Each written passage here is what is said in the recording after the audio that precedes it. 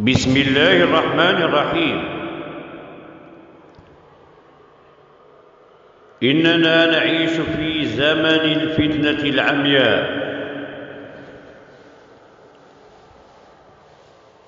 إننا نعيش في زمن التفاهة والأمراض والغلاء، زمن السحر والشعوذة والغوغاء والظلم والقهر وأنواع الفواحش وقلة الحياء وسرعة الأعمار والبؤس والبلاء والغش في كل منتوج حتى في الدواء، واتساع الهوة بين الأغنياء والفقراء، فقير لا يجد قوت يومه وغني أصابته التخمة بالثراء.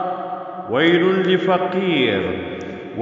لفقير أنجب كثرة الأبناء، يسكن في ضيق من شدة الجوع يصاب بالإغماء، قسم الغرفة إلى أحياء لا يستطيع النوم مع الشعور بالعياء، يعمل من الصباح حتى المساء بأجر زهيد لا يكفي حتى وجبة العشاء.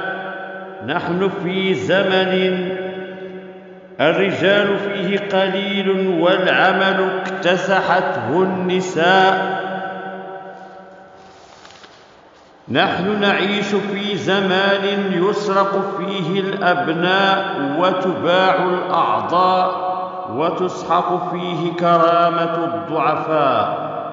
نحن في زمن الاحتكار والاحتقار واعتداء الأقوياء.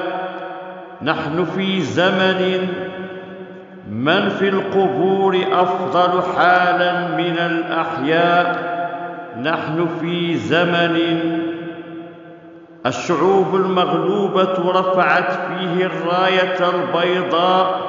نحن في زمان تسوده التفرقة والحسد واختلاف الآراء والتكبر والسخرية والمظاهر والاستهزاء.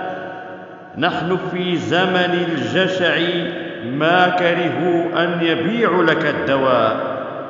نحن في زمن يتصارع فيه الإخوة الأشقاء والعدو يدبر لهم المكائد في الخفاء. نحن في زمن تغيير الفطرة والمثلية والعراء. نحن في زمن السرعة مع تعطيل الخدمات والبناء. نحن في زمن الأخلاق فيه منعدمة والحديث عنها هراء. نحن في زمن الكل متفقه في الدين يفتي حسب الأهواء، صاحب الدرهم أقوى حجة من العلماء. نحن في زمان الأمم في تقدم ونحن نتقدم إلى الوراء. إننا نعيش زمن الفتنة العمياء، نطلب الله أن يرزقنا حسن الخاتمة، وهذا هو الرجاء، وأن يتقبل منا خير الدعاء.